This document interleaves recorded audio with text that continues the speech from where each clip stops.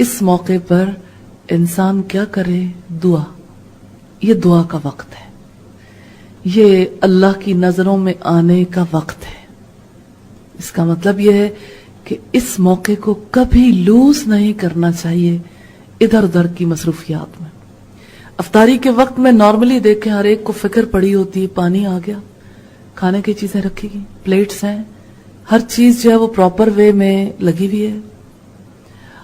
اور آپ نارملی دیکھیں خواتین کا، ہر گھرانے کے حالات مختلف ہوتے ہیں لیکن خواتین نارملی سرو کرنے کے لیے موجود ہوتی ہیں. روزہ بھی چلتے پھرتے ہی کھولتی ہیں اور مسلسل کسی کی سنتی رہتی ہیں اور کوئی نہ کوئی بات کرتی رہتی ہیں، اور وہ وقت چلا جاتا ہے. وہ وقت جو دعا کا ہے، وقت دعا کو وقت غذا ہی بنا لیا. ٹھیک ہے غذا کی ضرورت ہے لیکن اس کو مینج تو کیا جا سکتا ہے. دیکھیں روزہ کھلنا ہے وہ ایک کھجور کے ساتھ بھی کھل سکتا ہے. کھجور اور دودھ، پانی، بیسٹ.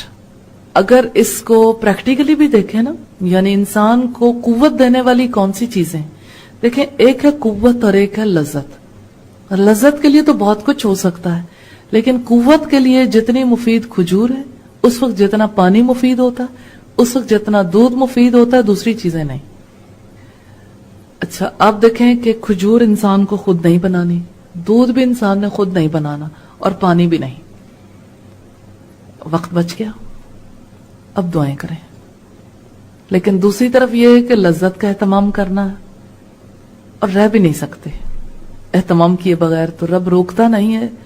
یہ دوسرے درجے کا کام ہے، پہلے درجے کا نہیں. پہلے درجے کا کام یہ ہے کہ اپنا وقت بچا کے اس وقت میں ساری فیملی مل کر دعائیں کر سکتی، یعنی بے شک الگ الگ بیٹھ کے دعائیں کریں لیکن وقت دعا اگر بنا لیں. اب دیکھیں اتنا نورانی ماحول ہو جاتا ہے جب گھر کے سارے افراد بیٹھیں اور سبھی اپنی اپنی دعائیں کر رہے ہیں اپنے رب سے، کیونکہ رشتہ تو بندے اور رب کا ہے. ہر ایک اپنی اپنی دعاؤں میں مصروف ہے، چھوٹا بچہ بھی، بزرگ بھی، جوان بھی، ساری فیملی کے افراد، سارا گھر جھکا ہوا ہے اور اللہ کی رحمتیں بھی جھکی ہوئی ہیں.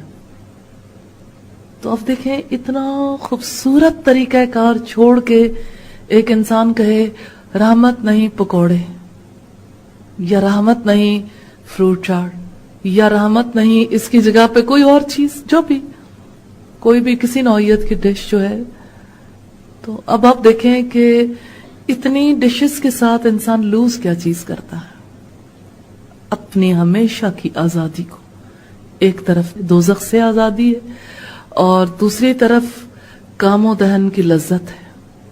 دیکھیں اگر کوئی مینج کر سکتا ہو تو لذتوں کے ساتھ رحمتوں کو مینج کر سکتا ہے، لیکن وقت نہیں ملتا، بہت کم.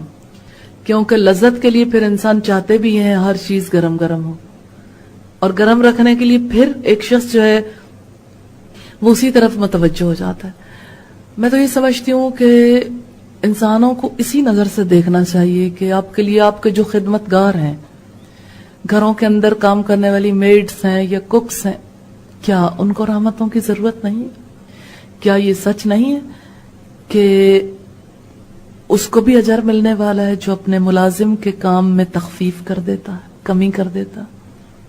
اور اب دیکھیں کہ سب ایک نہیں ہو جاتے، سچی مساوات قائم نہیں ہو جاتی کہ اس وقت پہ سارے بیٹھے اللہ سے دعائیں کر رہے ہیں. اہتمام ایسا کر لیں جس میں ٹھنڈے گرم کی زیادہ مشقت نہ ہو.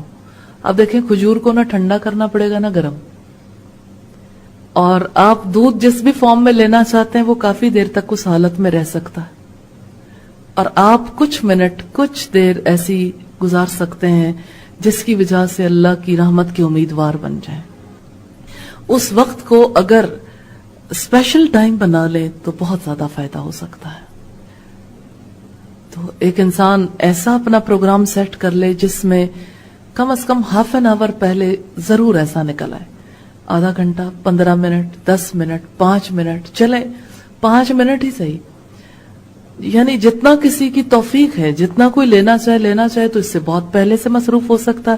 عصر کی نماز کے بعد وہ بیٹھا رہے، بیٹھے اللہ سے دعائیں کرے.